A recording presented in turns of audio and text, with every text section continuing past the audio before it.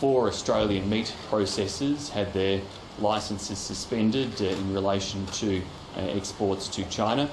The reason given for this suspension relates to instances dating back over more than a year of minor technical errors in relation to labelling or other technical requirements during this time. It's disappointing that no notification was given prior to that suspension taking effect today. Nonetheless, the government will work with those processors as comprehensively as we can to ensure that not only have they rectified any issues that may have occurred in the past, but they comply with all requirements and ideally get their permits reinstated as quickly as possible. We have seen this type of incident occur before. Several years ago, 6 processors faced a very similar action that was put in place, and work by industry together with government at that time managed to ensure the permits were reinstated, and clearly we have initiated work across David's department, my department, and with industry to put in place the effort necessary to provide the strongest possible case for the reinstatement of these permits. This is an understandable concern for Australian agriculture. Thousands of jobs relate to these meat processing facilities. Many more farmers rely upon them in terms of selling cattle into those facilities, and it is a very important market for Australia. But I would emphasise there are many other meat processing facilities that will continue under their approved permits to send product to China, as they do indeed around the rest of the world. But we will work as hard as we can with this industry, just as we are with the barley industry, to get the right outcome for them, which is the reinstatement of those permits. I'll let David say a few words and then we can take some questions. Thanks, Simon, and thanks for your work. Can I just say I'm proud of our processing sector and the maturity in which they are handling this.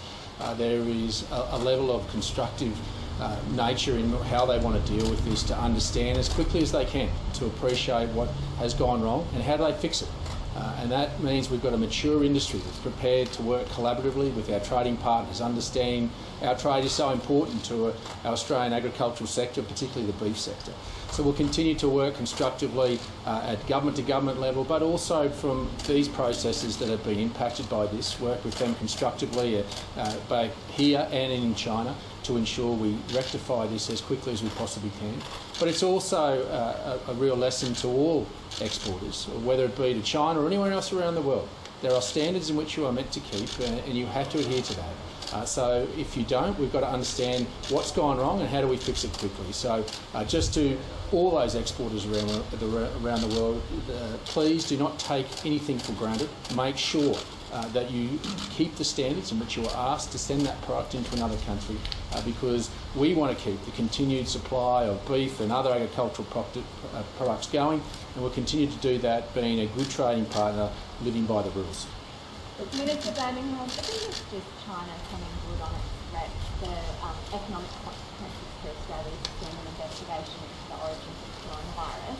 And how are you going to prevent this occurring to other sectors and other industries? Well, the Australian government will treat each issue that comes before us on its merits, and we expect that other governments ought to do likewise. So on these matters, we, as David has just acknowledged, recognise that the right to export into other countries, just as the right to import into Australia, is one where businesses have to meet certain standards and comply with those standards. And all Australian processors and producers must meet the standards of the countries that they are importing their product into.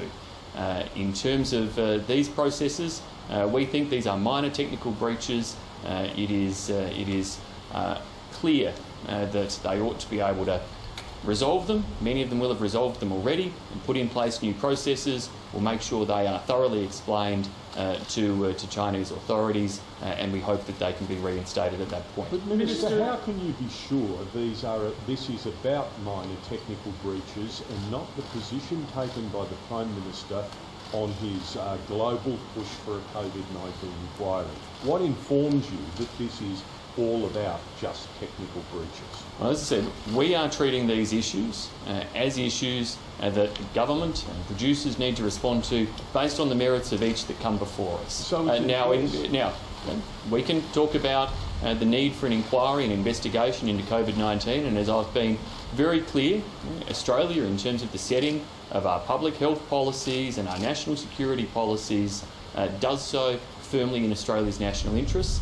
And I think right around the world, people would expect that when hundreds of thousands of people have died, millions of people have lost their jobs, and billions of people have had their lives disrupted, of course there should be a thorough investigation and inquiry into it. But it's in no way related to the export arrangements for Australian beef or for Australian barley or for anything else.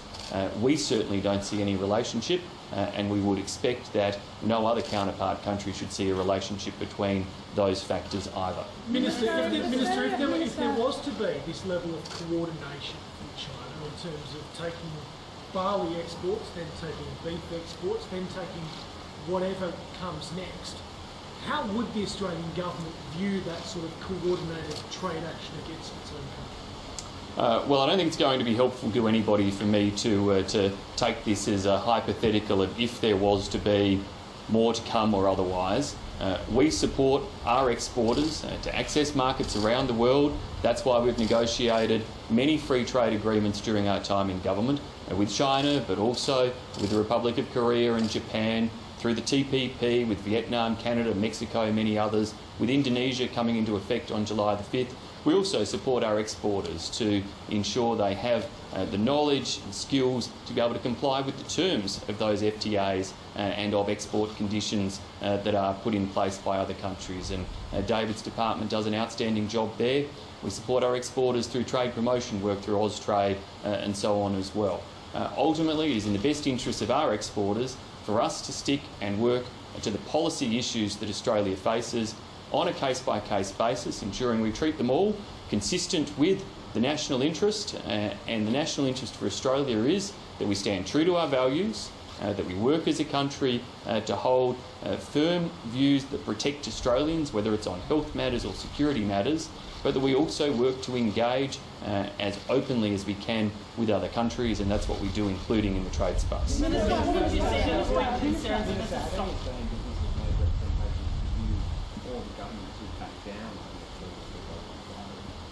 No. Minister, what made the suggestions that Australia could potentially steal the anti-dumping measures, and these actions by China might be some sort of reprisal for that? Well, Australia has an anti-dumping commission that works in a transparent way.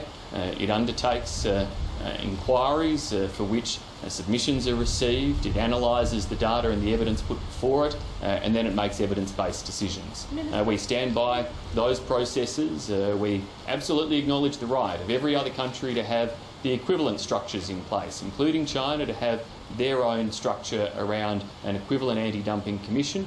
But our view is that in relation to the barley case, there is no evidence, even for a prima facie case, let alone a compelling case, that Australia's grain growers are remotely subsidised by government in any meaningful way, remotely price their product below competitive prices. They just happen to be some of the most productive and efficient producers in the world, and that's how they're able to put large volumes at competitive prices into global markets. Regardless of China's motivations to pull this trigger now, given the government has known about these technical issues for over a year, what was actually being done to resolve them with that precedent obviously has been used in 2017 to block other meat processors? And if I may as well, Mr. Littleproud, had the meat industry been lobbying the Agriculture Department to deal with those technical issues to remove it as an option for China? My expectation is that the technical issues we will find have all been addressed, and that the companies, in receiving notification at different junctures that there were errors or the like in relation to labelling requirements, rectified those, and what we'll be doing is making sure that the procedures and processes they've put in place to ensure ongoing compliance are well known to Chinese authorities as well. Okay, do you want to add? Yeah, look, the Australian Department of Agriculture has 22 agricultural counsellors around the world in embassies and high commissions, and they're working to remove those technical barriers. particularly from where we've got free trade agreements that are giving us the access. So this is about enriching that and ensuring that we get easier access to our produce, and that's commodity by commodity. So we continue to work with every industry body every year around those barriers that continue to be there or present themselves, to make sure that we are agile, to make sure Australian beef or whatever produce it is get into these markets quicker and easier and more cost effective. Minister Littleproud, have you, last week you highlighted the pressures that dairy producers in Australia are under. Have you had representations from dairy or any other agricultural industry groups about their concerns about potential trade suspensions with China? No, I haven't. And obviously we continue to work to ensure that the supply chains that continue not only to China but around the world. One of the things that we're able to showcase in Australian agriculture at the moment is not only that we produce the best food and fibre, but we're one of the most reliable suppliers. And we've made investments in continuing to ensure transport links are maintained through airfares, through airlines, but also keeping ships going. And we'll continue to do that in a calm, methodical way. Farmers are just going about their business, but we're a nation of 25 million people. We produce enough food for 75, and we'll continue to need to export. Minister Littleproud, what do you say to WA opposition leader Liza Harvey, who says the federal government can't actually sort out this issue on barley, and it should be left to WA Premier Mark McGowan, who has better links with China? Well, look, I'll leave her commentary to what it is from a state government. We are working quite constructively through our agricultural councils and through the Department of Trade to ensure that we continue to keep markets open and continue to secure even more trade agreements. And still remember that we're only able to finalise and have ratified the Indonesian-Australia Free Trade Agreement only coming into effect on the 5th of July. So I think our track record's pretty strong. I don't